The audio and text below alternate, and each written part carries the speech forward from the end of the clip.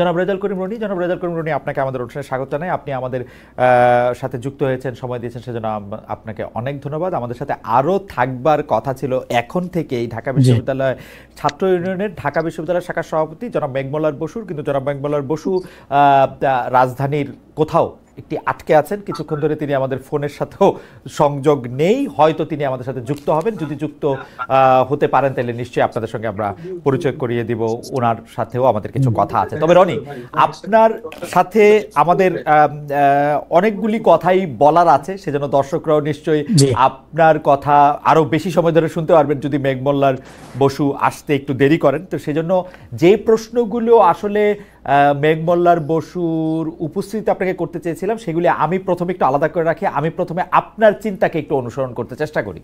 তো সেইটার ক্ষেত্রে হচ্ছে যে আপনার যে ফেসবুক পোস্ট, যেটাকে আমি লেটেস্ট বলতে পারি, মানে আমি সর্বশেষ যেটা দেখেছি সেটাতে আপনি লিখেছেন, আমি আপনাকে কোট করি রনি, ৭১-এর পরাজিত শক্তি যেমন পারে নাই, শাহবাগের পরাজিত শক্তিও পারবে না। গণতান্ত্রিক মধ্যপন্থাকে আমরা বাংলাদেশে মূল ধারা করে তুলব ইনশাল্লাহ। ফ্রিডম, ফেইথ ফ্রিডম হয়তো আপনি লিখেছেন, আমার এখানে একটু দেখা যাচ্ছে, ফেইথ ফ্রিডম নিশ্চিত হবে, ইসলাম বিদ্বেষ চলবে না, বাবু বয়ান দাদাগিরিও চলবে না, কোনো বয়ানের রাজনীতি চলবে না। আসলে পোস্ট নেগেটিভ যুগে চলে গেছে বাংলাদেশ, মূল্যবোধ ভিত্তিক রাজনীতি শুরু করতে হবে। ৫ তারিখের পর এটাই পথ। ফলে যারা ব্রাহ্মণ্যবাদী বামপন্থা দিয়ে মধ্যপন্থাকে গণবিরোধী করতে চায়, এরা দিবা স্বপ্ন দেখছে।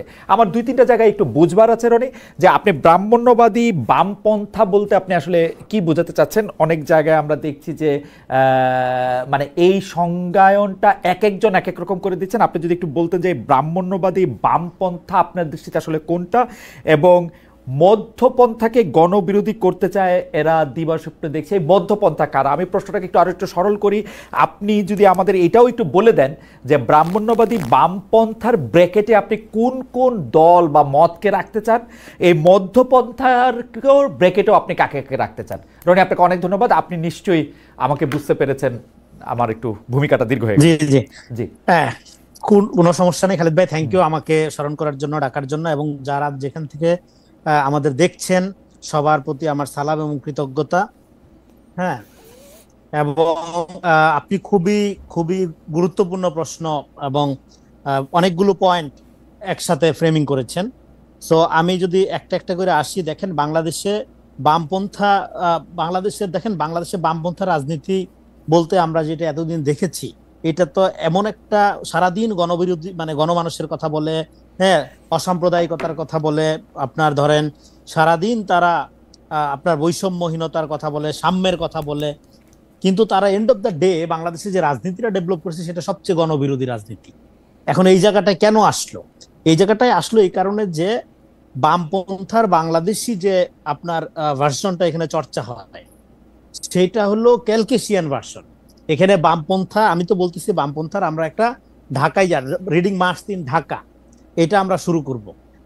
এবং মার্কসিজমকে এখন এখানে বাংলাদেশে যে বামপন্থা ডেভেলপ করছে, এটার সাথে মার্কসিজমের খুব বেশি সম্পর্ক নাই, এইটা বরং একটা লেনিনিজমের সাথে সম্পর্ক আছে। আপনার এই প্রশ্নের উত্তর আমি ৩-৪ জায়গা থেকে দিতে পারি। একটা জায়গা থেকে শুধু দেই, ধরেন লেনিনিজমের জায়গা থেকে কি, ধরেন লেনিন লোকটা বই লিখতেছে রাষ্ট্র বিপ্লব, রাষ্ট্রকে সে সংজ্ঞায়িত করতেছে একটা অমীমাংসতার ফসল হিসাবে, তারপরে আইসা ধরেন সে রাষ্ট্র ক্ষমতা নিচ্ছে। এখন পরে বলতেছে আচ্ছা লেনিন তো বেশি দিন বাঁচে না, অল্প দিন বাঁচছিল, পরে স্টালিন ক্ষমতা নিচ্ছে, এই জন্য একটা রেড ফ্যাসিজম ডেভেলপ করছে। নো, লেনিন বাইচা থাকলেও একই জিনিস হইতো। এটা সুদীপ্ত কবিরাজ থেকে শুরু করে অনেক বড় বড় মার্কসিস্ট থিঙ্কাররা এই জায়গায় আলোচনা করছে। কেন একই জিনিস হইতো? কারণ ইনহেরেন্টলি আপনি রাষ্ট্র জিনিসটা বিশ্বাস করেন না, আবার আপনি ক্ষমতা নিচ্ছেন একটা রাষ্ট্রের, ফলে তখন পুরো রাষ্ট্র ক্ষমতা যখন আপনি নিচ্ছেন, নিয়ে এটা একটা ব্যুরোক্রেটিক জায়গায় চলে যাচ্ছে, একটা ব্রুটাল ফ্যাসিজম আমরা দেখছি। হ্যাঁ, আপনার এটা স্টালিনের আমল পর্যন্ত কন্টিনিউ করছে। আমাকে একটা সেকেন্ড সময় দিবেন। আমাদের বামপন্থী রাজনীতিবিদ একজন, যদিও উনি ছাত্র ইউনিয়নের সভাপতি ঢাকা বিশ্ববিদ্যালয় শাখা, জনাব মেঘমল্লার বসু আমাদের সাথে যুক্ত হয়েছেন। মেঘমল্লার, আপনাকে আমাদের অনুষ্ঠানে স্বাগত জানাই। আমরা জনাব রনিকে, রেজাল করিম রনিকে একটু শুনছিলাম, আপনি আপনাকে স্বাগত জানিয়ে আমি একটু জনাব রনির কাছে ফিরছি। জনাব রনি, আমাদের জন্য একটু সুবিধা হতো আমাদের এই প্রশ্নটার মধ্যে যদি আপনি এই পর্যায়ে আপনি যতটুকু ইন্ট্রো দিয়েছেন সেটা আমরা কিছুটা বুঝতে পেরেছি, কিন্তু আপনি যদি কথাটা শুরু করতে শেষ করে দেই। আচ্ছা, ব্রাহ্মণ্যবাদী শেষ করে দেই। বল। হ্যাঁ, হলে এখানে প্রবলেমটা যেটা দাঁড়াইছে, এখানে মানুষ যে জাতি হিসাবে বাঁচে এবং এই প্রশ্নটাকে আন্ডারমাইন করে তারা সবসময় শ্রেণী প্রশ্নটাকে সামনে আনার কারণে এখানে তারা কখনোই গণভিত্তি ডেভেলপ করতে পারে নাই। এবং আমাদের এখানে বামপন্থার যে ন্যারেশন, যে তাফসির, সেটা কলকাতার ব্রাহ্মণ্যবাদী রাজনৈতিক আপনার পটভূমির মধ্য দিয়ে গড়ে ওঠা যে তাফসির, যে ব্যাখ্যা, সেইটা এখানে মেইন স্ট্রিম হয়েছে।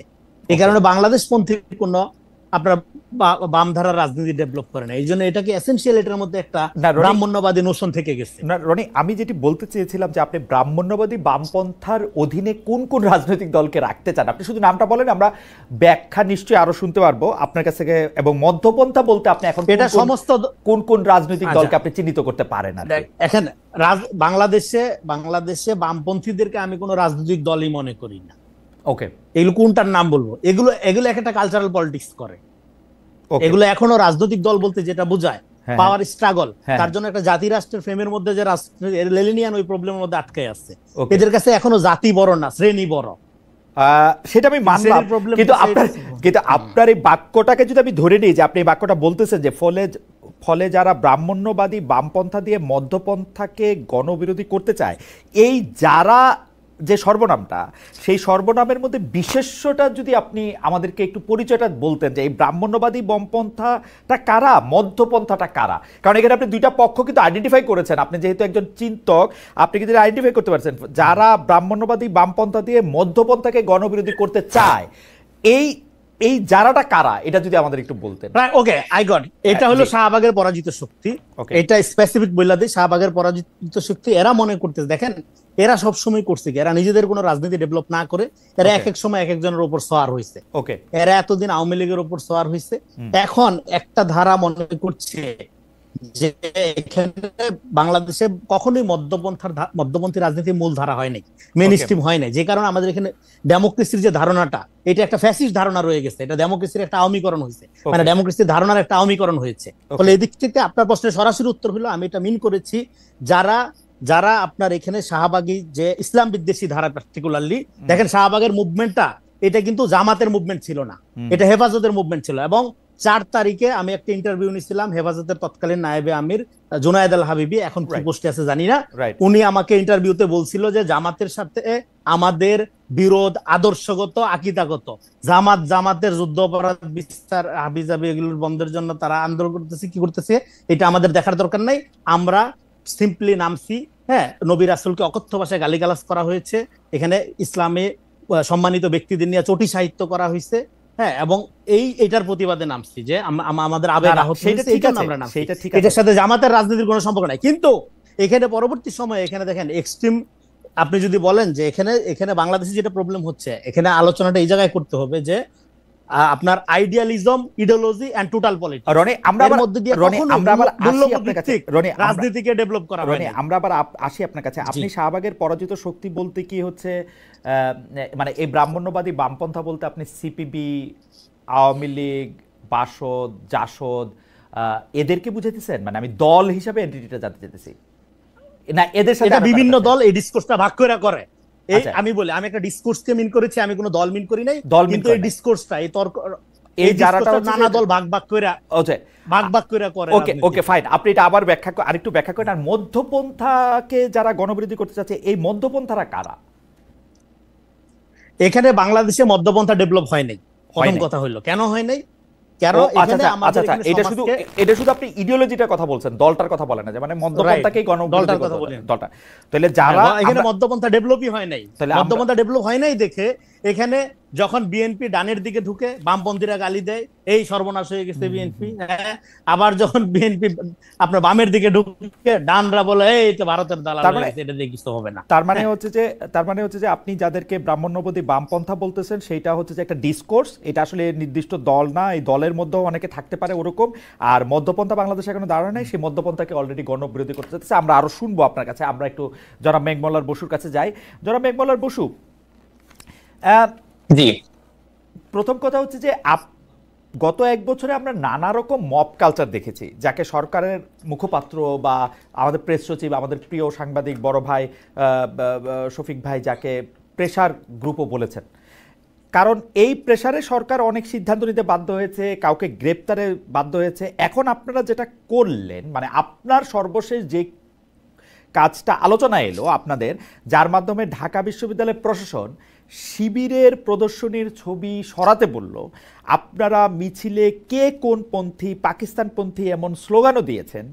এটা এক ধরনের মব কালচার কিনা? আমি আবার একটু বলে রাখি, দর্শকরা যারা জানেন তারা জানেন, যারা জানেন না তাদের জন্য বলি। আপনি আবার আরেকটা আপনার সোশ্যাল মিডিয়ামে আপনি এটা বলেছেন যে আপনি যেটা পাকিস্তানপন্থী এই স্লোগানটা দিয়েছেন, এটা ঠিক কে পাকিস্তানপন্থী না, আপনি তো পাকিস্তানি যে স্লোগানটা দিয়েছেন সেটা আসলে হয়তো ঠিক করেন নাই। আমার মনে হয় যে আপনি এইটা আমাদের একটু বলবেন যে আপনাদের চাপে বা প্রেসারে ঢাকা বিশ্ববিদ্যালয়ের প্রশাসন শিবিরের ছবি সরালো কিনা, এটাকে আপনি আসলে মব কালচার বলবেন কিনা? প্রথমত ডানপন্থীদের আগে একটা জিনিস সিদ্ধান্ত নিতে হবে। ডানপন্থীরা এক এক সময় বলার চেষ্টা করে বামপন্থীরা 2-4টা লোক 5টা লোক, এদের কথায় কে শুনে কি হয়, অমুক তমুক, এদের গুণারই কিছু নাই, এদেরকে পাত্তা দেওয়ারই কিছু নাই। তারপরে আবার কোনো কিছু হলে তারাই বলে যে বাপরে বাপ, বামপন্থীরা হচ্ছে আমাদেরকে আক্রান্ত করে ফেলছে, বামপন্থীরা আমাদের অবরুদ্ধ করে ফেলছে, বামপন্থীরা মব কালচার করতেছে, ইত্যাদি ইত্যাদি। সেদিনের ঘটনাটা খুব স্পষ্ট। সেদিন যখন কিনা এই ছবিগুলো টাঙানো হয়েছে তখন শুধু বামপন্থী না, ছাত্র দলের নেতৃবৃন্দ, সেখানে বাকছাসের নেতৃবৃন্দ, সেখানে ক্যাম্পাসের যারা মানে স্বতন্ত্র গুরুত্বপূর্ণ চরিত্র, তারা সবাই এটা নিন্দা জানাইছে এবং তাদের মোটামুটি অনেকেই প্রশাসনের সাথে এটা নিয়ে যোগাযোগ করছে। বিকাল নাগাদ যখন আমরা এখানে অবস্থান নিই, এটা আপনি মব বলতে পারতেন যদি আমরা 100 জন লোক নিয়ে যাই সেটা খোলার ব্যবস্থা করতাম, কিন্তু আমরা কি সেখানে লোকজন যে দাঁড়ায় থাকছি, আমরা সেখানে স্লোগান দিছি, কিন্তু আমরা কিন্তু ওইখানে যাই কোনো ভাঙাভাঙি বা কোনো রকম সম্মুখ গ্যাঞ্জামের দিকেই যাই নাই। আমরা সুন্দর মতো প্রক্টোরিয়াল টিমকে বলছি, প্রক্টোরিয়াল টিম আসছে, প্রক্টোরিয়াল টিম সাথে এসে তাদের বিবেচনা মতে তারা সেই ছবিগুলো খুলে নিয়ে চলে গেছে। এই ছবি এখন কোশ্চেন হচ্ছে যে আমার আরেকটু বলি আমি, আপনার এই ছবিগুলি সরাইতেই হইলো কেন? মানে আমি যদি ওই জায়গাটা থেকেও একটু বলি, ছবিগুলি থাকলে কি হইতো?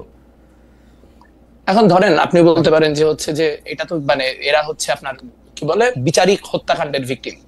এখন প্রথম কথা হচ্ছে যে বিচারিক হত্যাকাণ্ডের ভিকটিম এবং হচ্ছে যে তাদেরকে আসলে আমরা ভিকটিম হিসেবে ডিসপ্লে করছি, তাদেরকে আমরা কোন রকম কি বলবো হিরো হিসেবে পোর্ট্রে করছি না। যদি এইটা অবস্থান হয় তাহলে আসলে কথাটা অন্য, যেটা শিবির মুখে বলার চেষ্টা করতেছে। কিন্তু আমরা দেখতে পেয়েছি আপনারা যে স্লোগান নিয়ে কথা বলছেন, যে আমি যখন স্লোগান দিয়েছি তুমিও জানো আমিও জানি জামাত মানে পাকিস্তানি, তার উল্টা সাইডে তারা স্লোগান দিচ্ছে যে নিজামীর বাংলায় কি শাহবাগীর ঠাঁই নাই, সাইদির বাংলায় শাহবাগীর ঠাঁই নাই, গোলাম আজমের বাংলায় শাহবাগীর ঠাঁই নাই, ঠাঁই নাই, ইত্যাদি ইত্যাদি। তো গোলাম আজমের বাংলা বলে তো কোনো কিছু এক্সিস্ট করে না। আমি কথাটা গতকালকে একটা টক শোতে বলছি, আমি যখন বলতেছি যে জামাত মানেই পাকিস্তানি, আমি পাকিস্তানি অ্যাজ এন এথনিসিটি বলতেছি না। সেটা তো কত চমৎকার চমৎকার গজল গায়কে আপনি চমৎকার বলতেছেন। আমি শুধু আপনাকে একটা জিনিস, মানে আমার প্রশ্নটা আমি ক্লিয়ার করি। প্রথম কথা, একটা রাজনৈতিক দল যদি একটা বিচারিক আদালতের রায়কে বিচারিক হত্যাকাণ্ড মনে করে, যদি মনে করে যে তাদের ছবি দিয়ে তাদেরকে দেশপ্রেমিক বলতে হবে, সেইটা বিচার করার ভার কি আমাদের নিজের হাতে তুলে নেওয়া উচিত? উনি যদি কারো আপনি তুলে নিছেন, তো আপনি তুলে নিয়ে তার একটা পাল্টা জায়গায় নিয়ে গেছেন। তো কেউ যদি বলে যে নিজামীর বাংলায় অমুকের ঠাঁই নাই, যে কারো বাংলায়, মানে এটা এখন রনির বাংলায় বললে বা মেঘমল্লারের, আমি যেমন এটাকে মেঘমল্লারের বাংলা বলতে চাই, তো এখন রনি যদি আমাকে এটার জন্য আক্রমণ করে, রনিকে এটা আক্রমণটা করতে পারবে নাকি ওর জাজ করতে হবে ও ঠিক বলতেছে না ভুল বলতেছে? কি করবে আসলে? প্রমাণ কোথায় হলো? মানে আমরা তো এখানে সম্মুখ অবস্থান নিছি, কোন রকম তো কোনো মানে কি বলবো হতাহতের ঘটনা তো ঘটে নাই। না, হতাহতটা পরে হয়েছে, মানে আদর্শটাই আমি বুঝতে চাচ্ছি আপনার কাছে খারাপ কেন লাগতেছে বিশ্ববিদ্যালয়ের জায়গায়। বিশ্ববিদ্যালয়ের খুব ক্লিয়ারলি বলি যে ধরেন তারা যুদ্ধাপরাধী কিনা এই নিয়ে আপনি তর্ক করেন, সমস্যা নেই, কিন্তু তারা যে রাজাকার এটা নিয়ে তো কোনো দ্বিমত নাই। তারা যে পাকিস্তানের পক্ষে অবস্থান নিয়েছিল 1971-এর সময়, এবং তারা সেই সময় আল বদর বলেন, আল শামস বলেন, এই বাহিনীগুলির নেতা হিসেবে অনেক লোকজন ছিলেন। তাদেরকে আমি বলতেছি যে তাদের বাংলায়, বাংলাদেশ তো একটা কনসেপশন, বাংলাদেশ তো শুধুমাত্র একটা রাষ্ট্র না। আপনি যখন পাকিস্তানের মতো, আমরা বলছি 47 আমাদের অর্জন, অমুক আমাদের অর্জন, 47-এর ঘটনা ধরে আপনি যখন দেশভাগের ক্ষেত্রে আপনি বলতেছেন। কিন্তু মিস্টার বসু, আমার আসলে আমার দেশ সম্পর্কে আইডিয়াটা আপনি আমাকে আরেকটু কনসেপ্টটা যদি একটু ক্লিয়ার করতেন। আমার তো ধারণা ছিল যে বাংলাদেশটা হচ্ছে এমন একটা দেশ, সেটা সবারই বাংলাদেশ, রাজাকারদের বাংলাদেশ এটা হইতে পারবে না। এইটা কি আমরা চাই যে রাজাকারদের কি আমরা এখন কোথাও ফেলে দিব বা কোথাও তাড়িয়ে দিব যদি আমাদের শক্তি থাকে? ব্যাপারটা কি এরকম চিহ্নিত করব? মানে রাজাকাররা তো সরকারের আশপাশ দিয়ে ঘোরাঘুরি করতেছে, তারাই দেওয়ার আলোচনা আসতেছে কোত্থেকে? আমার যেটা খুব প্যারা লাগতেছে গোটা কনভারসেশনটাই মনে হচ্ছে যে জামাত ইসলামী সামহাও 5ই আগস্টের পরের একটা প্রান্তিক ক্যারেক্টার। মানে আপনি আমাদের প্রক্টর বলছে তিনি নাকি পারমিট উইথড্র করছেন, তারপরে প্রোগ্রাম 3 দিন চলছে, তাহলে ডিফ্যাক্টো প্রক্টর তো আসলে এস এম ফরহাদ এখন ঢাকা বিশ্ববিদ্যালয়ে। সো এইভাবে কথা বলার তো কোনো সুযোগ নাই যে তারা প্রান্তিক এবং তাদেরকে জায়গা দেওয়া হইতেছে না। তারা গত 1 বছর ধরে প্রোগ্রাম করছে, আজকে এবার কি তারা প্রথম প্রোগ্রাম করলো? 36শে জুলাইয়ের প্রোগ্রাম তারা টিএসসির ভিতরে বিশাল বিশাল হোর্ডিং দিয়ে টানা করছে। আমরা তাদের সাথে রাজনৈতিকভাবে অপোজ দেখে আমরা কি করছি, আমরা 14ই ডিসেম্বর টিএসসির বাইরে অন্যান্য বিভিন্ন রকম ডেমনস্ট্রেশন করে ওখানে অন্যান্য আপনার মানে 14ই ডিসেম্বরের যে ইতিহাস সেটা সামনে আনার চেষ্টা করছি। তো গণতান্ত্রিক পলিটিতে সেটাই হবে যে আমি তো তাকে কখনোই মানে কি বলবো আক্রান্ত করে উঠাই দিতে হবে, তাকে ছড়াই দিতে হবে, এই কথা তো কেউ বলতে যায় নাই। কিন্তু আপনি দেখেন যে আমি মানে একদম চিহ্নিত পাকিস্তানপন্থী নেতাদের ছবি 36শে জুলাইয়ের প্রোগ্রামে আপনার ওখানে বসায় দিলাম, এবং বসায় দেওয়ার পর যে রিপারকাশন আসলো সেই রিপারকাশন কিন্তু গোটা পলিটিটা থেকেই আসলো। কিন্তু সেটা পার্টিকুলারলি যেহেতু আমরা ওখানে ভ্যানগার্ড অবস্থানে না বসু, আমি বলি আমার কিন্তু অন্য পলিটিক্যাল পার্টিগুলি কি বলছে না বলছে, আমি শুধু আপনার ধ্যানটাই আমি আসলে বুঝতে চাই যে আপনি যে আচ্ছা তাহলে বলি আপনার কেন আপনি কেন মানসিক বা শারীরিকভাবে আহত হচ্ছেন ওদের ছবি এখানে টানানো দেখে, মানে মানে মানে আমি রাজাকারের ছবি দেখে না, আমার আহত লাগে না, কারণ আমি তো আর ওদেরকে আমি তো বাংলাদেশটা সব মানুষের বাংলাদেশ জানতে মনে করি আর কি। খালেদ ভাই, এখানে তো নাগরিক অধিকারের প্রশ্ন তোলার কথা আসতেছে কোত্থেকে? যাদের ছবি দেওয়া হচ্ছে তারা সবাই মৃত, কাজে এখানে তাদেরকে বাংলাদেশে থাকতে দিব না পাকিস্তানে পাঠিয়ে দিব, that is not the discussion we are having. আলোচনাটা হচ্ছে যে তাদেরকে আমি হিরো হিসেবে সেলিব্রেট করবো কিনা। তারা বলতেছে যে তারা ভিকটিম হিসেবে রাখা হয়েছে, কিন্তু তার পর মুহূর্তে তারা যখন স্লোগান দিচ্ছে তখন তারা তাদেরকে হিরো হিসেবে সেলিব্রেট করতেছে। এখন আপনি চাইলে এটা রাখতে পারেন, তাহলে খুব ফাইন, যে হইতেছে এরকম হবে 5 বছর 2-4-5 বছর পরে আমরা আওয়ামী লীগের ক্ষেত্রে এরকম হবে যে আমরা আওয়ামী লীগকেও এরকম ভাবে একটা এন্ট্রেন্স পলিটিক্সে দিয়ে দিব সবাই মিলে, যে হচ্ছে তারাও এরকম একই কাজ করতে পারে, তারা শেখ হাসিনার বাংলায় অমুকের ঠাই নেই আবার হবে বাংলাদেশে। কিন্তু তাহলে গণহত্যা কোয়েশ্চেনটা আসলে আমাদের কাছে সিরিয়াস না, আমাদের কাছে এটা সিরিয়াস এনাফ না যেটাকে আমরা লেফট ভার্সেস রাইট বা এই লেন্সে আমাদেরকে দেখতে হচ্ছে। কোয়েশ্চেন এটা না যে ওখানে বামপন্থীরা এরকম অবস্থান নিল কেন, কোয়েশ্চেন হচ্ছে এইটা যে আরো সবাই মিলে নিতে পারলো না কেন। একটা ছোট্ট জিনিস বলি, যে আমি যখন বলতেছি পাকিস্তান, আমি পাকিস্তান তখন একটা ধারণা হিসেবে বলতেছি, আমি পাকিস্তান একটা কনসেপ্ট অ্যাজ অ্যান আইডিওলজি বলছি, আমি পাকিস্তান অ্যাজ এ নেশন হিসেবে বলতেছি না। পাকিস্তানি হওয়া কোনো দোষের কিছু না, অনেক ভালো ভালো মানুষ পাকিস্তানি, আমাদের অনেক পাকিস্তানি কমরেড আছে। আমরা যখন বলতেছি মানে আপনার গোলাম আজম পাকিস্তানি, তার মানে গোলাম আজম তো 1972-এর পরে পাকিস্তানের সিটিজেনও ছিলেন, পুরো পাকিস্তান পুনরুদ্ধার কমিটির কাজকর্ম তারা করেছেন। সেই জায়গা থেকে আমার মনে হয় বেগমুল্লাহ আমরা একটু সময় নেই, মানে আপনার হয়তো আমি আর আপনি কোন একটা জায়গায় কানেকশনে একটা অসুবিধা হইতেছে কিনা। আমার কাছে মনে হয় যে আপনি বাংলাদেশে আইন আদালত আছে, পাশাপাশি বাংলাদেশে রাজনৈতিক কর্মকাণ্ডও চলবে, রাজনৈতিক দলগুলিও থাকবে, কিন্তু একটা রাজনৈতিক দল আরেকটা রাজনৈতিক দলের বিশ্বাসকে বা তার ইডিওলজিকে আপনি কাউন্টার করার জন্য ওইখানেই সশরীরে দাঁড়ায় এই প্রতিবাদটা করবেন কিনা, এবং এই প্রতিবাদটা আসলে সেই জায়গায় যদি বিশ্ববিদ্যালয়ের কর্তৃপক্ষ স্টেপই না করতো তাহলে এটা আরও একটু খারাপ জায়গায় যাইতো কিনা, আমি ওইটা বুঝতে চেষ্টা করতেছি যে আপনার মনটা। যেমন আপনি আমার প্রশ্ন করলেন রাজাকারের ছবি দেখলে কি আমার খারাপ লাগবে না, না আমার লাগবে না, ছবি দেখার সাথে খারাপ লাগার কোনো সম্পর্ক নাই, কারণ আমি আমার ইডিওলজি জানি, আমার ইডিওলজির সঙ্গে অন্য একটা ইডিওলজি আমাকে ব্যাহত করে কিনা বলতে আমি বুঝাতে চাই যে বাংলাদেশের সবার মতই থাকবে। আপনার মতটা যদি এখানে আপনি একটু বলতেন যে কেন আমাকে একটা ছবি দেখে খুব বিহব্বল হয়ে যেতে পারবে, কেন একটা স্লোগান শুনে আমাকে খুব কেঁপে উঠতে হবে, কেন, কারণটা কি? কারণ এখানে আমরা খুব স্পষ্টত দেখতে পাচ্ছি 24-এর যে অভ্যুত্থান, সেই 24-এর অভ্যুত্থানকে নানান ফর্মে 1971-এর কাউন্টার হিসেবে জামাত শিবির দাঁড় করানোর চেষ্টা করতেছে। এটা কোনো আইসোলেটেড ইনসিডেন্ট না, এই ইনসিডেন্ট গুলা বারবার করে ঘটতেছে, মুখপত্রে বারবার করে লেখা হচ্ছে যে জামাত হচ্ছে কি কিছু মুসলমান ভুল বুঝে মুক্তিযুদ্ধে অংশগ্রহণ করছিল, সেই জায়গাটা নিয়ে আবার যখন যথেষ্ট চাপ আসতেছে তারা সেখান থেকে সরে যাচ্ছে। মানে এই সোহরাওয়ার্দী উদ্যানে একটা প্রোগ্রাম করার সুযোগ পাইছে, প্রোগ্রাম করা শেষেই প্রথম কথা বলছে যে 7ই মার্চেও এত লোক হয় নাই, সোহরাওয়ার্দী উদ্যানে যে পরিমাণ লোক হয়েছে। এখন মুক্তিযুদ্ধের বিরুদ্ধে অবস্থান নিয়ে যদি আপনারা গণ্যমান্য ব্যক্তি আপনারা যদি সিদ্ধান্ত নেন যে বাংলাদেশে জামাত ইসলামী মুক্তিযুদ্ধের বিরোধিতা করলেও রাজনীতি করতে পারবে, রনি ভাই আছে, রনি ভাই অনেক পোস্ট মডার্নিজম, মুক্তমুখ, লেনিনিজম নানান কিছু দিয়ে ব্যাখ্যা দিতে পারবে যে হ্যাঁ মুক্তিযুদ্ধ বিরোধী অবস্থান নিয়ে বাংলাদেশে রাজনীতি করা যাবে, ফাইন, সেটা আপনাদের পলিটিক্যাল অবস্থান, এটা আমাদের পলিটিক্যাল অবস্থান না। আমাদের পলিটিক্যাল অবস্থান হচ্ছে ছাত্র শিবির নতুন প্রজন্মের, তারা যদি রাজনীতি করতে চায়, তারা যদি বাংলাদেশে অন্য সবার সাথে মিলে রাজনীতি করতে চায়, ওয়েল অ্যান্ড গুড, আমরা 24 অভ্যুত্থানের মধ্যে দিয়ে আসছি, আমরা চাই নাই যে পুরানো যে মানে গ্যাঞ্জামগুলো সেই গ্যাঞ্জামগুলো ফিরে আসুক। কিন্তু তারা যদি বারবার করে মুক্তিযুদ্ধের ব্যাপারটাকে ট্রিগার করার চেষ্টা করে তাহলে আমরা ট্রিগার্ড হব, এবং আপনি কনস্ট্যান্টলি ট্রিগার করার চেষ্টা করে কেউ ট্রিগার্ড হলে তখন ভিকটিম প্লে করবে, এইটা হইতে পারে। ওকে, মেঘমাল্লার বসু তার অবস্থান পরিষ্কার করেছেন। আমরা একটু আবার রেজাউল করিম রনির কাছে যাই এই বিষয়টি একটু বোঝার জন্য। জনাব রেজাউল করিম রনি, আপনি নিশ্চয়ই খেয়াল করেছেন যে শিবির তার রাজনৈতিক বক্তৃতায় হোক, আমাদের সাথে কথা বলার সময় হোক, তারা সবসময় এটা বলে যে তাদের প্রজন্মের বেশিরভাগই বা সবাই ৭১ পরবর্তী, সুতরাং তাদেরকে রাজাকার ট্যাগ দেওয়া, তাদেরকে রাজাকার বলা, পাকিস্তানপন্থী বলা এগুলি আসলে ঠিক না। কিন্তু তারা যখন কাউকে হিরো নির্বাচিত করতেছে, সেই হিরো নির্বাচিত করতেছে তাদের যারা আসলে বাংলাদেশে অভ্যুদয়ের সময় মানে ওপেনলি বাংলাদেশের বিপক্ষে অবস্থান নিছে, যেইটাকে আপনি খুব সুন্দর কয়েন করছেন যে জামাত সারা জীবন পিপলের বিপক্ষে আর অ্যাডমিনিস্ট্রেশনের পক্ষে থাকে, এরকম একটা সুন্দর লাইন আপনি এটা বলছেন যে তাদের পলিটিক্যাল অবস্থানটাই খুব গোলমেলে।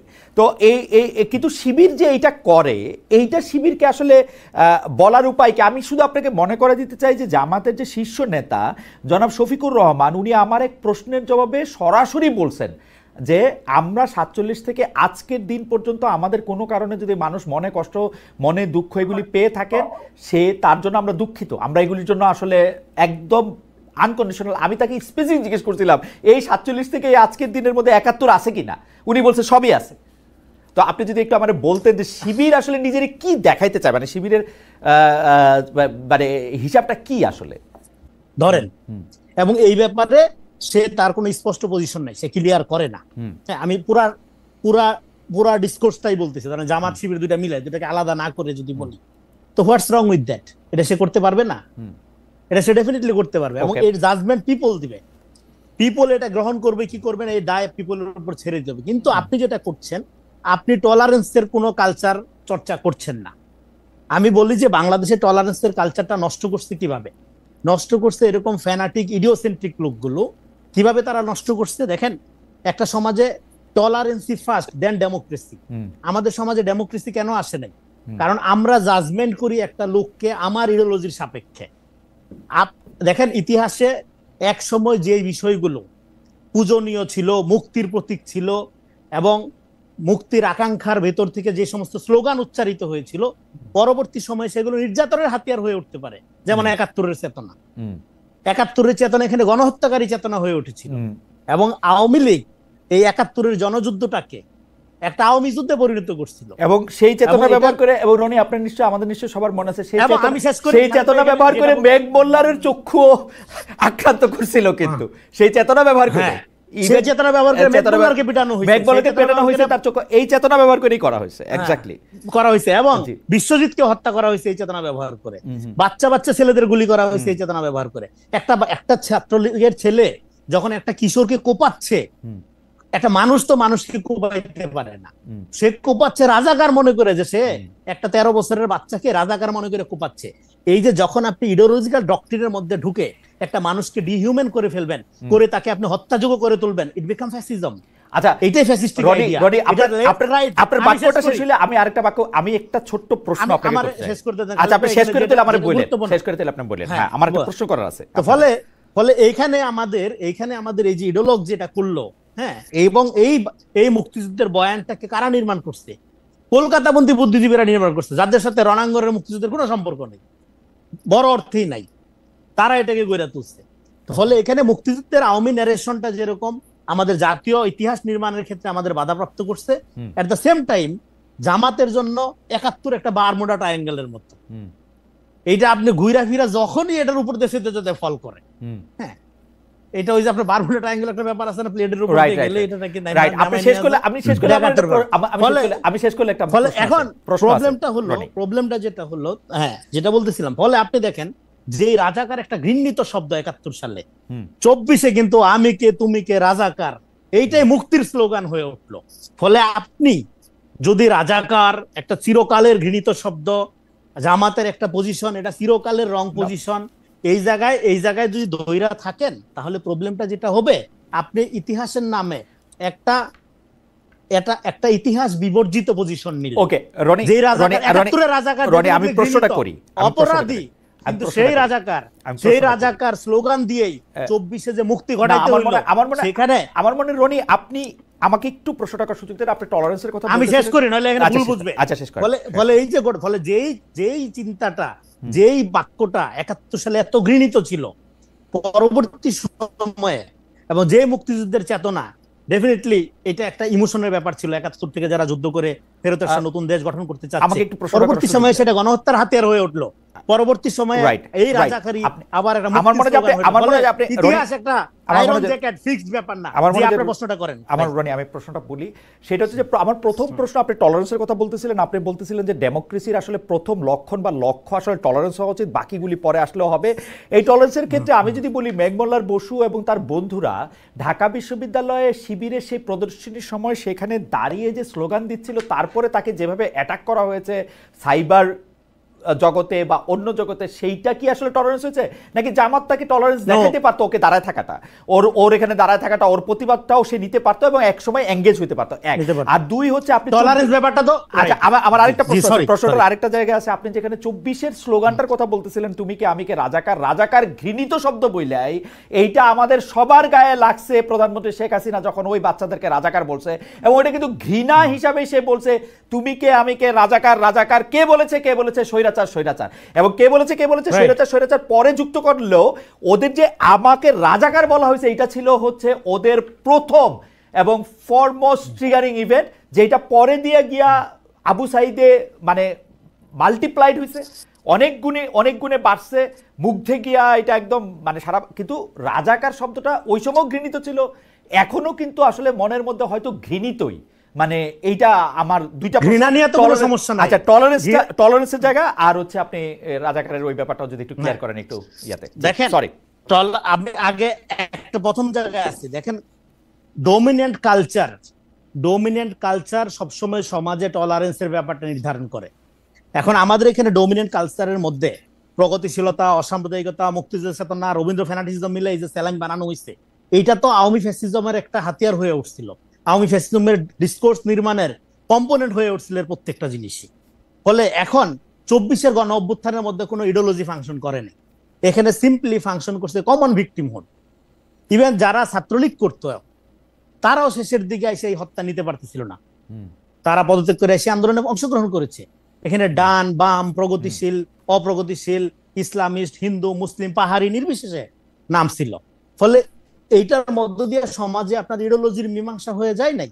ফলে এখন কিন্তু আমাদের এখানে ডোমিনেন্ট ডিসকোর্স, যেটা এই যে প্রগতিশীল সেকুলার যে ডিসকোর্স, সেই ডোমিনেন্ট ডিসকোর্সের মধ্যে টলারেন্সের কালচার কি নির্মাণ করা হয়েছে?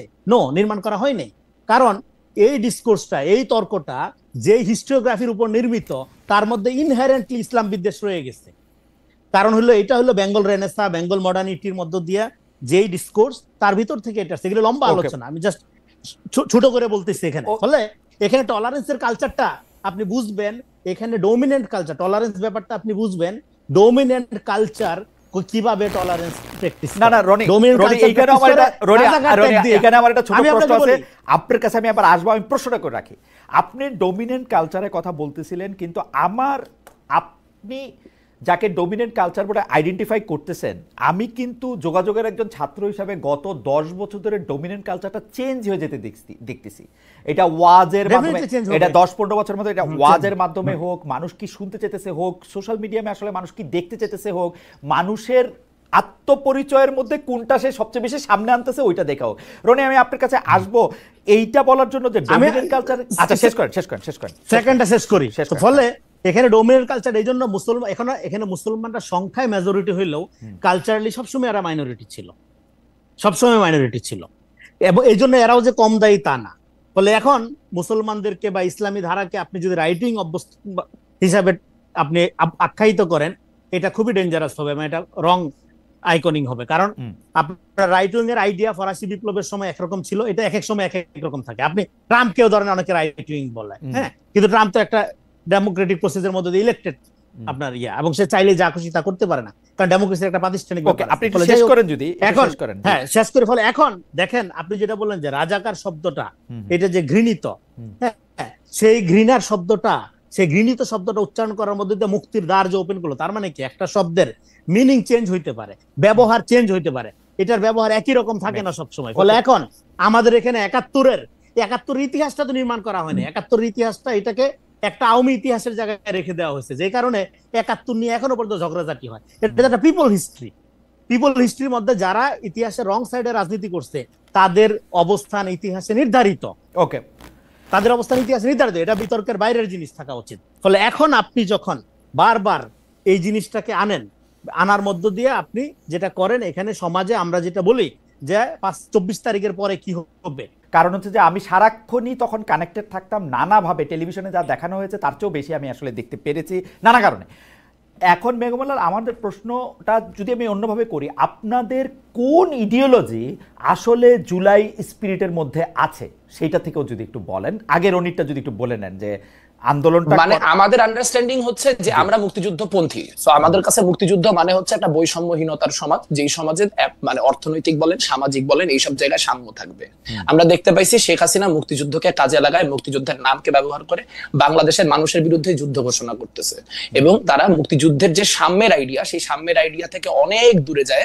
মুক্তিযুদ্ধ ব্যাপারটাকে একটা first class citizenship, second class সিটিজেনশিপের মতো করে হচ্ছে কিছু সার্টিফিকেট ধারীর জন্য একটা আলাদা ব্যবস্থা করে দিচ্ছেন, এবং তার মধ্যে দিয়ে বাংলাদেশে যে একটা বৃহত্তর যুব সমাজ, সেই যুব সমাজ তার যে কর্মসংস্থানের জায়গা, সেই কর্মসংস্থানের জায়গা থেকে ব্যাহত হচ্ছে। তো আমরা আমাদের প্রো লিবারেশন যে অবস্থান, আমাদের যে প্রো 71 অবস্থান, সেই প্রো 71 অবস্থানের জায়গা থেকে আমাদের কাছে মনে হয়েছে যে জুলাইয়ে অংশগ্রহণ করা আমাদের জন্য খুব জরুরি।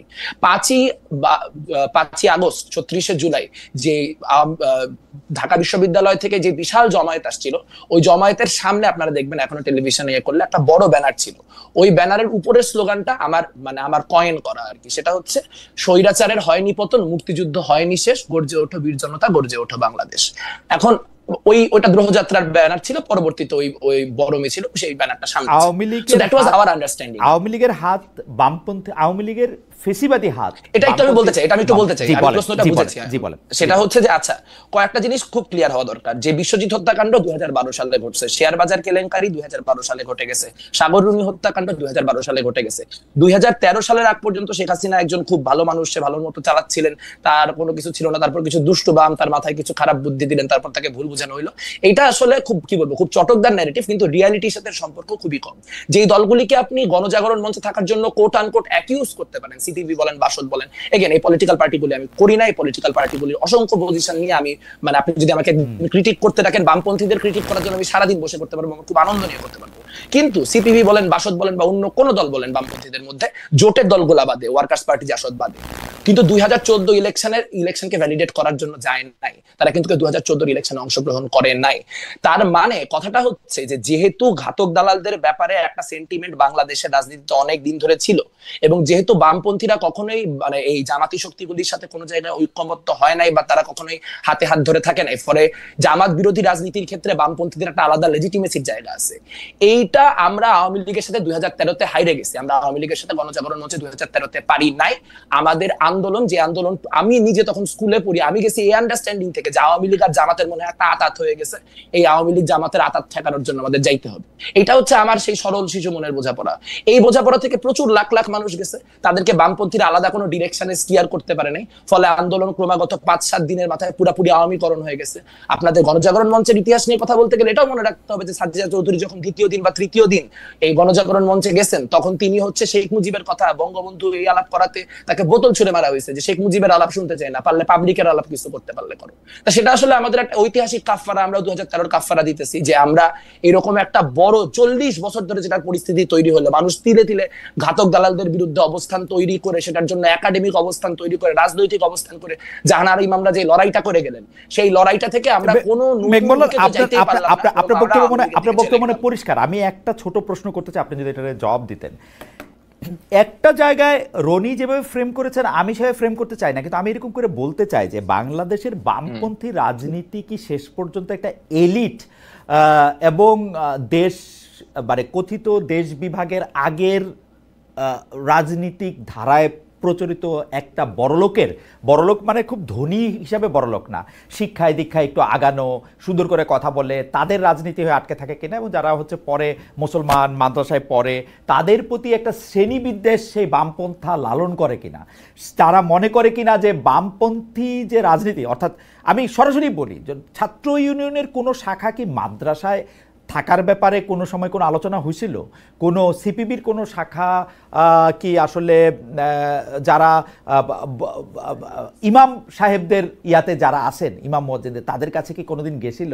নাকি এইটা মানে উই আর দে অলওয়েজই? আপনি যদি আমাদেরকে 2 মিনিট একটু বলেন। হ্যাঁ হ্যাঁ, জি জি, কমিউনিস্ট পার্টির বিষয়ে যে আলোচনাটা, সেই কমিউনিস্ট পার্টির বিষয়ে আলোচনা আপনি ওনাদের কাছ থেকে জিজ্ঞেস করেন। ছাত্র ইউনিয়ন বিষয়ে আমরা 2020-21-এর দিকে কয়েকটা মাদ্রাসায় প্রাইমারি কিছু কাজ করার কথা ভেবেছিলাম, কিন্তু মুশকিল হচ্ছে যে মাদ্রাসায় আমি ঢুকতে চাইলেও মাদ্রাসায় আমি কেন, যেই মাদ্রাসায় শিবির মনে করেন ফাংশন করে, ওই মাদ্রাসা অন্য কোনো ইসলামিক সংগঠনও ঢুকতে পারে না। সেখানে হইতেছে বামপন্থী ঢুকাতে অনেক পরের কথা।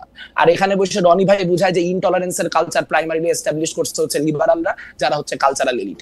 একটা কথার উত্তর দেওয়া খুব জরুরি। এখন অবশ্যই আমাদের মাদ্রাসায় ঢুকতে হবে। মাদ্রাসায় এবং ক্যাডেটে ঢুকতে না পারলে সামনের দিনে বামপন্থী ছাত্র রাজনীতি নাই।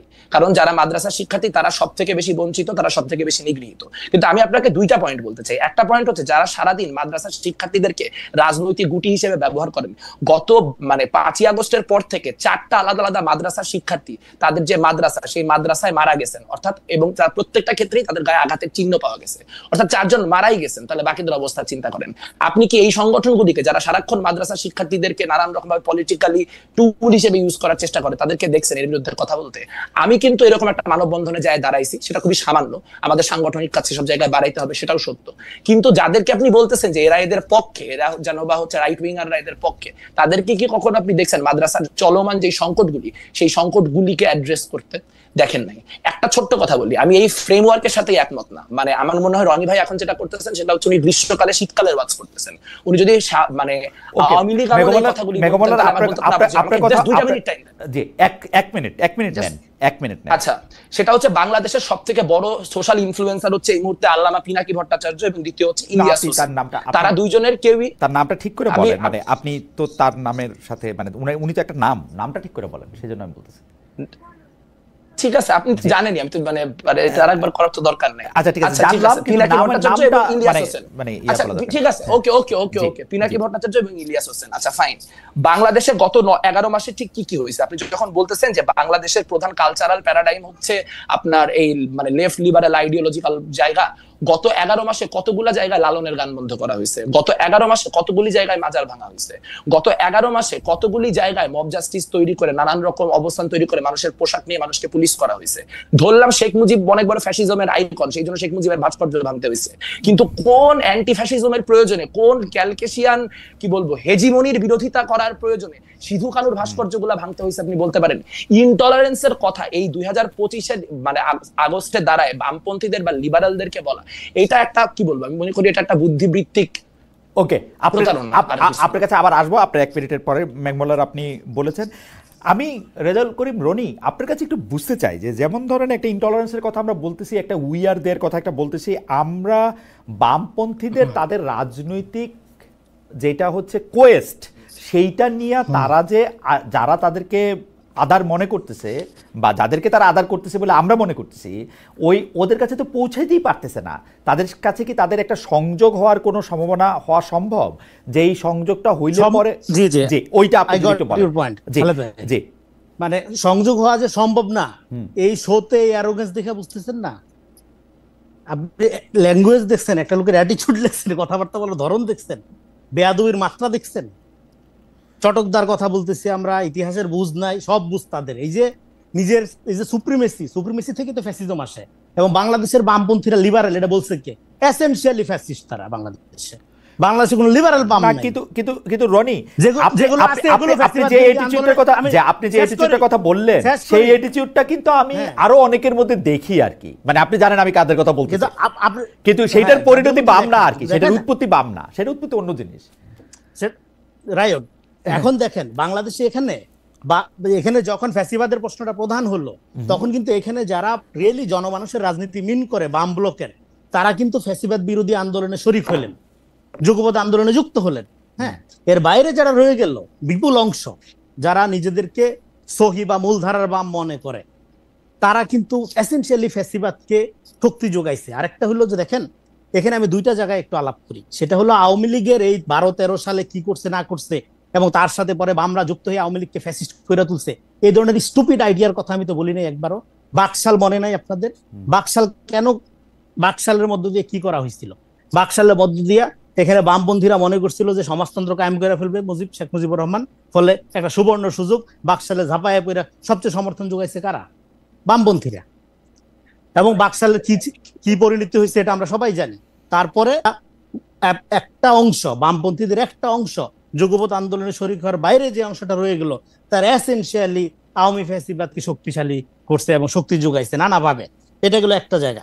2 নাম্বার হইল 96 সালে এই যে দেখেন, এই যে মেঘ যেটা বললো, তার শিশু মন, তার কচি মনে এই আশঙ্কা জায়গা ছিল যে আওয়ামী লীগ মনে হয় আবারও জামাতের সাথে আতাত করতেছে। তার মানে 96 সালে যখন আওয়ামী লীগ জামাত যুগপৎ ভাবে আন্দোলন করলো, তখন তো আওয়ামী লীগের এক কোলে বামপন্থীরা ছিল, আরেক কোলে জামাত ছিল, সব নিয়েই তো আগাইছে আওয়ামী লীগ। ফলে আওয়ামী লীগের সাথে বাম জামাত এই যে এবং জামাতের ব্যাপারে না রনি আমি প্রশ্নটা আপনার উত্তরটা আমি বুঝতে পারছি। না আপনি শেষ করেন আমাদের দর্শকদের সুবিধার্থে তারা যে আমি জিনিসটা ইসলাম, তারা যে জামাত বিযুক্ত একটা আওয়ামী লীগ সবসময় কল্পনা করছে, করার মধ্য দিয়ে আওয়ামী লীগ কি করছে, আওয়ামী তাইলে দেখছে ওকে, তাইলে তার ফ্যাসিজমকে কায়েম করার জন্য জামাত ক্লিনজিং এর রাজনীতি সে চালাইলো, এবং জামাত যত বড় না তার চেয়ে বড় করে তুললো। রনি দেখেন রনি এই জায়গা, আমার প্রশ্নটা এই জায়গাতে আপনি বুঝতে পারবেন। রনি আমার কথা শুনেন, আপনি এইটা বুঝতে পারবেন আমার প্রশ্নটা। প্রথম কথা হলো, আমরা কিন্তু একদিক দিয়ে বলতেছি যে আসলে, এবং জানতেছিও, বামপন্থীরা কিন্তু যদি আপনি ভোটের বা পপুলারিটির জায়গা থেকে বলেন, এতই মানে মানে অল্প যে তাদের নিয়ে আসলে কথা বলার কিছু নাই। কিন্তু ইডিওলজির প্রশ্নে আমরা বেশিরভাগ সময় যেই কাজ আমাদের পছন্দ হয় না, সেই কাজে আমরা আসলে বামপন্থীদের দায়ী করে থাকি। একই ঘটনা কিন্তু জামায়াতের ক্ষেত্রেও। জামায়াতের শক্তিটাকে আমরা ফুলায় ফাঁপায় দেখাই, যখনই আমাদের কাউকে আক্রমণ করতে হয় তখন জামাতে। এইটা কারণটা কি আসলে? এইটা কেন মনে হয় আমরা দুইটা জায়গায় দুই রকম? এটা কারণটা হলো দুইটা একই পলিটিক্স করে, এটা দুইটা একই পলিটিক্স করে, মানে জামাত দুই রকম না।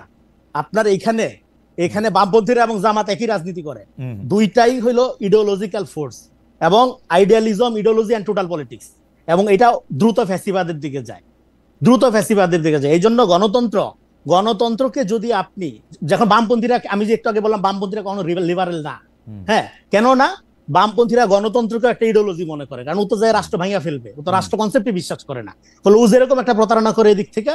2 নাম্বার হলো জামাত কি বলছে যে এটা কোনো রাজনৈতিক দল না, এটা একটা ইসলামী আন্দোলন। তো ইসলামী আন্দোলন কি আলটিমেটলি সে কি করবে? সে খেলাফা কায়েম করবে, রাষ্ট্রের মধ্যে আটকায় থাকার তার সুযোগ নাই। কিন্তু যেহেতু এখানে একটা ধরেন মডার্ন ডেমোক্রেটিক প্রসেসের মধ্যে দিয়ে তাকে আগাইতে হবে, সেজন্য সেই কনসেপ্ট, এই জন্য লেনিনিজমের যে প্রবলেম, যেটা বামপন্থীর প্রবলেম, সেই প্রবলেম একই প্রবলেম মওদুদিবাদের মধ্যে রয়ে গেছে। তো এই ক্রিটিক দেওবন্দি আলেমরা বহুবার করছে, বহু জায়গা থেকে করছে। ঠিক আছে, ফলে দুই দিকের যে অ্যারোগেন্সের মধ্যে একটা কমন মিল, আমার মনে যে অ্যারোগেন্সের জায়গাটাতে আমরা একটু থাকি। জনাব মেঘমালার বসু, আমি আপনাকে বলি, আপনি নিজেই সোশ্যাল ইনফ্লুয়েন্সারদের কথা বলছেন, কিন্তু আপনি একটা খেয়াল করেন যে কেন বামপন্থীদের মধ্যে একজন বড় সোশ্যাল ইনফ্লুয়েন্সার হয় নাই? কেন বামপন্থীদের কথা আপনারা দেখেন, আপনারা সব ভালো কথা বলতেছেন, সব মানুষের কল্যাণে কথা বলতেছেন, তবুও মানুষের কল্যাণে আপনাদের কথা কেউ শুনছে না কেন? সেইটার কারণ কি? আপনারা রাজনীতিবিদদের কাছে যখন আমরা এই প্রশ্ন করি, তখন তারা বলে যে আমরা টাকা পয়সা এবং অন্যান্য অনেক কিছুর কাছে হেরে যাই। আমরা যখন সোশ্যাল ইনফ্লুয়েন্সারের কথা বলি, তখন তার টাকা পয়সা, ভোট, এগুলির ব্যাপার থাকে না, ক্ষমতার ব্যাপার থাকে না। আমরা কি আসলে বামপন্থীদের মধ্যে এমন একজন ইনফ্লুয়েন্সার দেখি যার ভিউ লক্ষ কোটি, যার সোশ্যাল ইনফ্লুয়েন্স এরকম সাংঘাতিক, যাকে আপনি কতক্ষণ আগে কিছু ইনফ্লুয়েন্সারের কথা বলে আপনি বলতে চেয়েছিলেন যে তার হলো দেশ চালানোর মতো? আপনাদের এটা হয় না কেন? এখন প্রশ্ন হচ্ছে, রনি আপনাদের বলছে যে এটা হয় না কারণ হচ্ছে আপনার অ্যারোগেন্স, আপনি এটার সাথে বা আপনারা লিবারেল না, ওই জায়গা থেকে যদি আপনি কথাটা বলেন। আমি রনি ভাইকে চিনি হচ্ছে উনি আর একটা বক্তব্য শুনছিলাম, খুব ভালো লাগছিল আমার, ফরাদ মাজার, তারপর হচ্ছে আমাদের সলিমুল্লাহ খান, ওনাদের নিয়ে। তো আমার থেকে রনি ভাই যত বড় বুদ্ধিজীবী, সম্ভবত রনি ভাইয়ের থেকে মানে ওই লোকগুলো আবার তত বড় সাইজের বুদ্ধিজীবী। আমার কাছে মনে হয় একটু বড় বুদ্ধিজীবীদের সাথে একটু, আমি কোনো বুদ্ধিজীবী না, আমি কোনো বুদ্ধিজীবীও না। হ্যাঁ, ফলে বড় বুদ্ধিজীবী সবাই যে আসলে দুই পায়ে হাত, আমি বলি মেঘমল্লার বসু যে আপনি একজন চিন্তক, মানে আমি পার্সোনাল মূল্যায়ন, হ্যাঁ। পার্সোনাল মূল্যায়ন শোনার দরকার নাই কারণ। আচ্ছা ঠিক আছে, আমরা- মেঘমালা না, আমি আপনি- পার্সোনাল মেঘমালা- মূল্যায়ন করি নাই, আমি পার্সোনাল context এ থাকি। মূল্যায়ন করি নাই। আপনি তো মাঝখান দিয়ে কথা বলা শুরু করলেন, আমি তো আপনার কথার মাঝখান দিয়ে কথা বলি নাই। মানে জি। কথাটা খুব সিম্পল। কথাটা হচ্ছে যে আপনি যখন বলেন। ফরহাদ মাজারের ক্রিটিক করেন, যখন আপনি হচ্ছে সলিমুল্লাহ খানের ক্রিটিক করেন, তাহলে আমি আপনার ক্ষেত্রে যে ল্যাঙ্গুয়েজ ব্যবহার করছি সেই ল্যাঙ্গুয়েজের থেকে আরো অনেক বেশি অ্যারোগেন্ট ল্যাঙ্গুয়েজ ইউজ করেন। সো এখানে ডাবল স্ট্যান্ডার্ড গুলো করার দরকার নাই ভাই। আমি আপনাকে সম্মান করি, আমি আপনাকে সম্মান করে কথাবার্তাগুলো বলতেছি। অনেক ক্ষেত্রে যেহেতু মতের প্রচন্ড ডিফারেন্সেস, আপনার কাছে যদি ডিসরেসপেক্টফুল লাগে আমি হাম্বলি সরি বলে নিতেছি। আচ্ছা, আলোচনাটা হইতেছে খুব সিম্পল করে বলতে চাইলে যে এখানে আপনার একটা অ্যাসিমেট্রি আছে। ধরেন বামপন্থী প্রচুর লোকজন পরবর্তীতে নানান রকম অন্য পলিটিক্সে যায়, শাইন করছে, তারা বড় বড় ইনফ্লুয়েন্সার হচ্ছে, নানান কিছু হয়েছে। সেইটা মূল পয়েন্টটা না। এখানে মূল পয়েন্টটা হচ্ছে যে ধরেন আপনি এখানে বলতেছেন যে বামপন্থীদের কোনো রাজনীতি দাঁড়ায় না, কেন রাজনীতি, বামপন্থীদের অবস্থা এত খারাপ কেন? আপনি দেখবেন যে এখানে একটা বড় অংশ বামপন্থীরা 90 পর্যন্ত সোভিয়েত ইউনিয়নের যে পলিটিক্স, সেই পলিটিক্সের সাথে অ্যালাইন করছে, এবং সেই পলিটিক্সের সাথে অ্যালাইনমেন্টের একটা বড় ক্ষতি হয়েছে যে 90 এর পরে সোভিয়েত ইউনিয়ন ভেঙে যাওয়ার পরে এরা বেসিক্যালি 15-20 বছর একটা শূন্যতার জায়গায় ছিল। এবং এখন পর্যন্ত বাংলাদেশের বামপন্থীদের চিন্তা ভাবনা অনেক ক্ষেত্রেই নানান রকম পুরাতন পন্থা এবং নানান কিছু দ্বারা প্রভাবিত। সেটা নিয়ে আমরা ইন্টারনালি অনেক ক্রিটিক করি, সেটা নিয়ে আমরা কাজ করব, এবং আমরা আশা করি যে সামনের দিনে হয়তো প্রচুর নতুন ছেলে পেলেও তো বাইরে হলো 24-এর অভ্যুত্থানের মধ্যে দিয়ে হয়তো নতুন কোনো রাজনৈতিক সম্ভাবনা তৈরি হবে।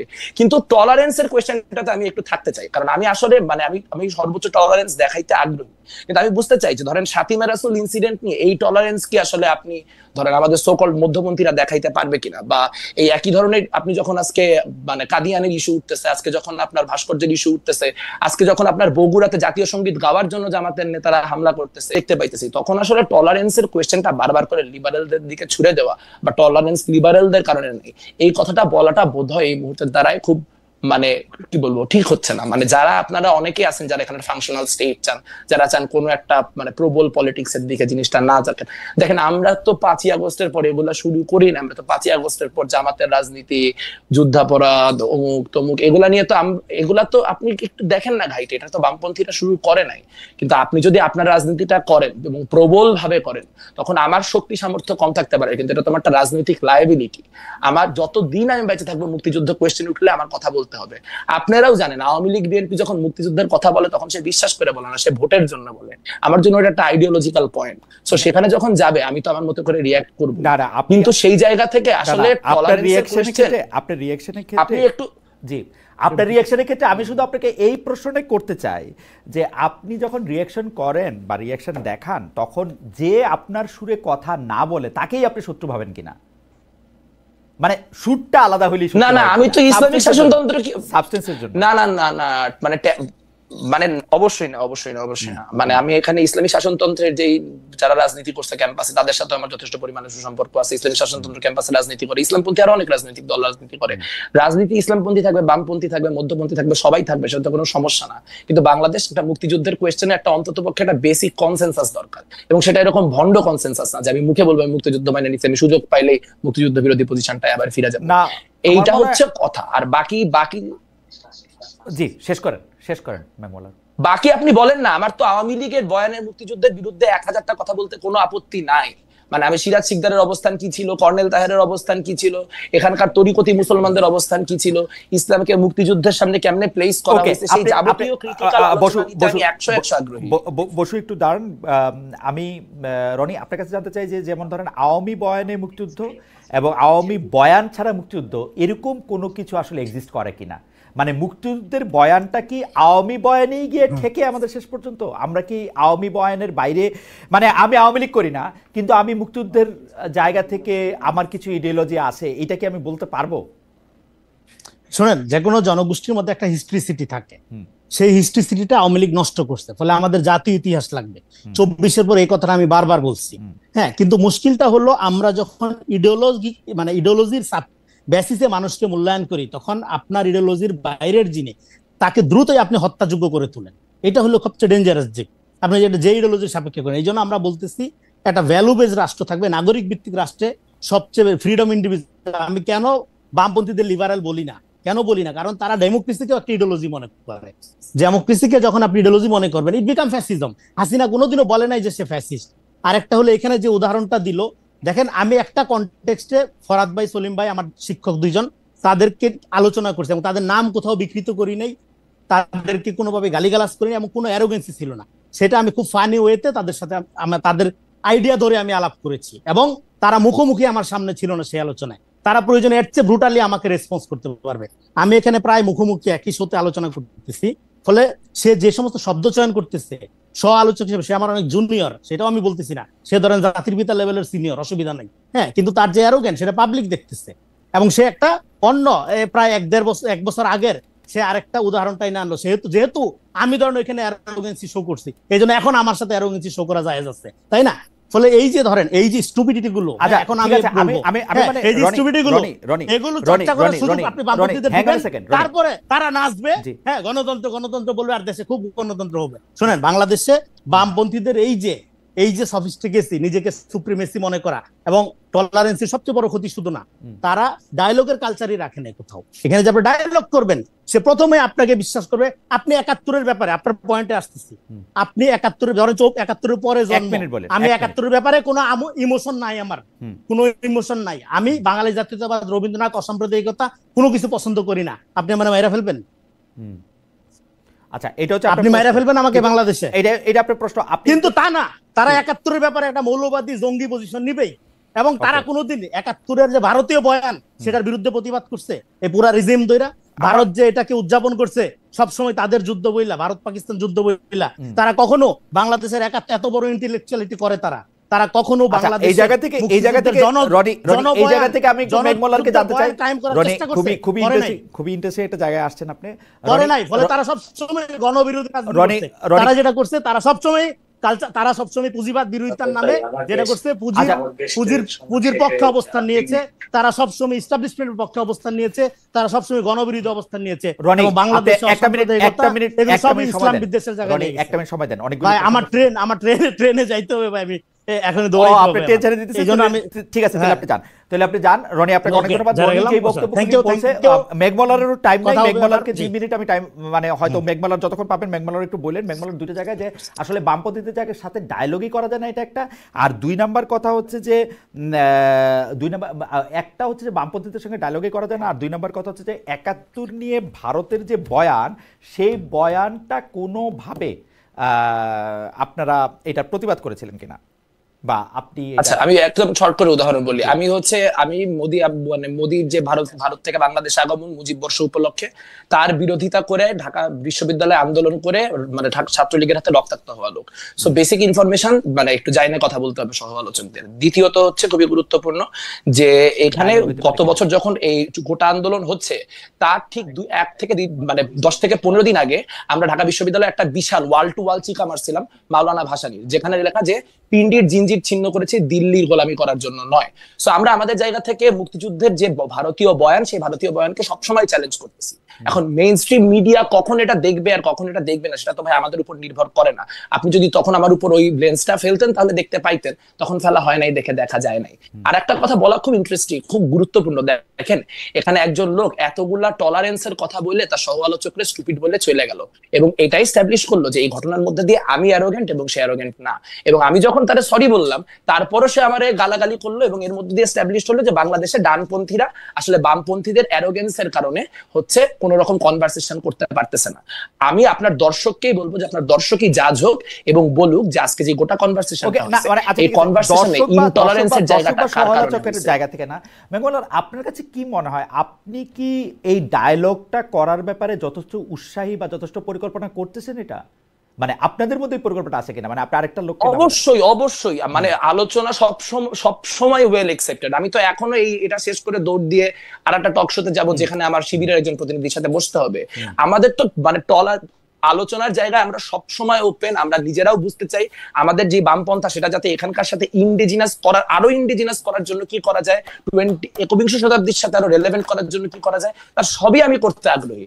কিন্তু এখানে বারবার করে মানে স্ক্রিপ্টটা ফ্লিপ করা হচ্ছে। ইনটলারেন্সের এই কন্ডিশন মোটেই লেফট লিবারালদের কারণে না, লেফট লিবারাল লেফট কনজারভেটিভ কারোর জন্যই। মেঘমলার বসু, আপনাকে অনেক ধন্যবাদ। আমি একটু দর্শকদের জানিয়ে রাখি, আপনি নিশ্চয়ই আরেকটা অনুষ্ঠানে যেতে হবে, আমি দর্শকদের জানিয়ে রাখি, আমরা এই আজকের অনুষ্ঠানেও শিবিরের কেন্দ্রীয় নেতাদের অনেকের সাথে যোগাযোগ করেছিলাম, তাদের কারো সঙ্গে কাউকে আমরা পাইনি। সেজন্য আপনারা আলোচনা শুনলেন। জনাব রেজাউল করিম রনি ছিলেন আমাদের সঙ্গে, জনাব মেঘমলার বসুও ছিলেন।